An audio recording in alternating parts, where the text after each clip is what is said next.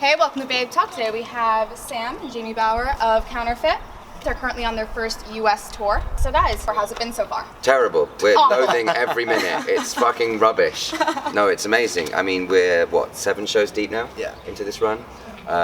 It's incredible to us that we can turn up to a venue in the middle of a country that we've never been to before as a band, and people will come and watch us. So we're having a good time. Yeah, how's the crowd been? Like, has it been like as sweaty and thrashy as you guys have been anticipating? Yeah, absolutely. I mean, it's always interesting when we go out and play a new country for the first time, because you get people in there who, you know, they've heard the record, but they haven't necessarily got their teeth completely into it yet. So they come to the show, and that's where we get them. You know, that's where we show them what we're all about. So yeah, it's intense.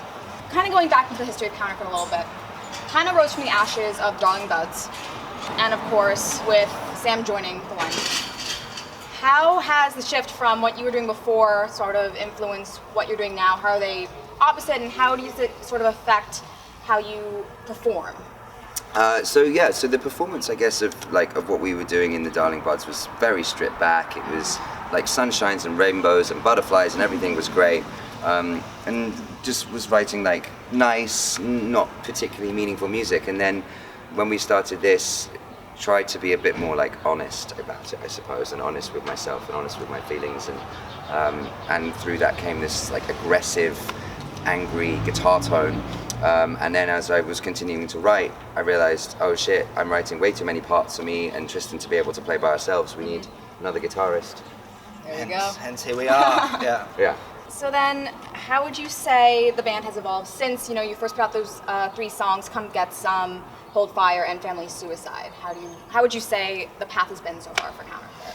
So yeah, when we first started, I suppose it's like it was very thrashy, very like go go go go go, and we're still all about that. Like we still try and keep that energy as much as possible. But I think in the songwriting, we've been able to elevate ourselves a little bit more and become slightly more dramatic and theatrical in our writing and in the show, I think, as well. Like the show is like probably the most important thing to me about what we're doing here. So the show always is everything and intense and on all the time. I mean, you're doing punk rock, and most of it is the show. It is the show. That's what we do. You're currently in the middle of your Pledge Music campaign for album number 2. So I'm wondering what sort of inspired you to get the fans involved, launch a Pledge Music campaign, and how's it going so far? It's going amazing thus far. The reaction's been nothing short of fucking incredible. But the reason we started it is, I think, the sort of age-old dynamic and format of the music industry as we know it is shifting so dramatically that really you can kind of go out there and do things by yourself. And our fans are like so fucking important to us. It's the reason that we can come here and play a show. It's the reason that we can go to Europe and play a show. Like, without those people, we're nothing. So we wanted to bring them into the making of the next record, make them feel part of it, give them insights into what it's going to be like, and go on the journey through like the album process together, I suppose. So there'll be like content that we'll be putting out on the Pledge that you won't be able to find anywhere else, and there's opportunities to like get involved in the album. But I suppose it's trying to make it a more inclusive experience. Yeah. So even if you just, even if it's just like grabbing an access pass on the site, you're still going to be able to like be a part of it, because we're going to be sharing videos of Sam fucking it up. So your music and of course your live show is full of this raw, sort of unbridled energy that you're more likely to see at a punk basement show than, someone performing, say, even at Knitting Factory. It reads a lot more underground, and so I'm wondering where you get that anger and emotion from that then translates to the live show. I grew up watching my favorite artists. I grew up watching, people like Keith Richards, and then as I got older, I found myself diving into the murky world of punk rock and artists like Gigi Allen and Black Flag, and then I got turned on to bands like Gallows in the UK, and dove kind of headfirst into that. And I think that from a show perspective, I mean, you watch clips of Gigi Allen on stage. Granted, we're not like shitting on stage and doing all that kind of weird stuff, but it was an intense show, and there was something about that when I saw that just struck a chord with me and resonated with me. And then it was when I saw Gallows play for the first time at a festival called Radio 1's Big Weekend, and it was a festival that was just full of pop acts, and then Gallows come on, and they're so different.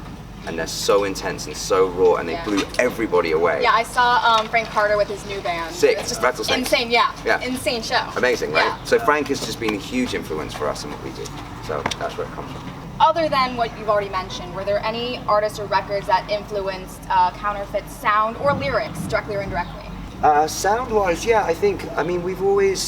I've always liked Trent Reznor, and I've always liked Manson and Atticus Ross and all those guys, you know, and that sort of like grungy, gnarly, heavy guitar tone is something that has always just turned me on, I suppose. We grew up in a household that was kind of full of like Guns N' Roses, Motley Crue, and then some other like weird stuff in there as well. But heavy guitars were always the thing that got us started on this. Sam just wants to keep going heavier. Yeah, just make as much noise as possible, pretty much. They get louder. Yeah. Moving on, what are you guys currently listening to? What has been sort of playing as you're on tour? So I've just discovered a band called Black Peaks. Okay. Don't know if you know about them, they're from the UK. Okay. And they're sick. Very, very good band. Really new, like really fresh sound and stuff like that. Yeah, that's basically what I've been plugging my ears with at the moment, as much as that as I can.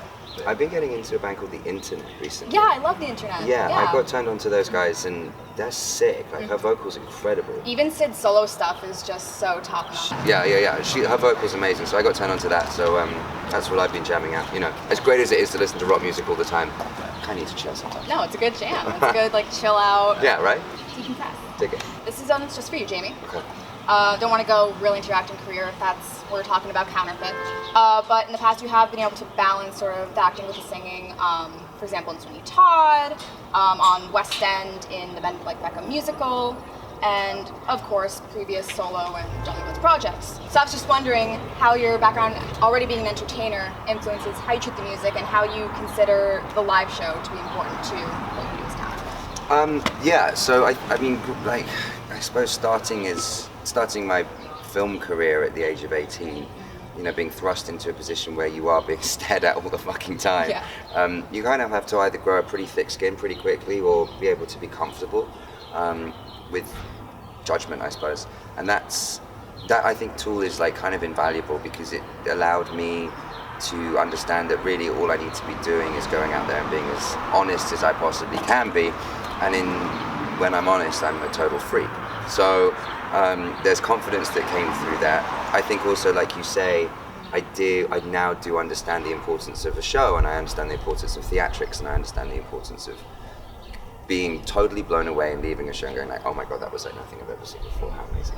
So with the acting as well, like I've been able to find some pretty interesting characters through that side of my work, and those of course probably have influenced the band in some way, shape or form, because everything comes from like within, right?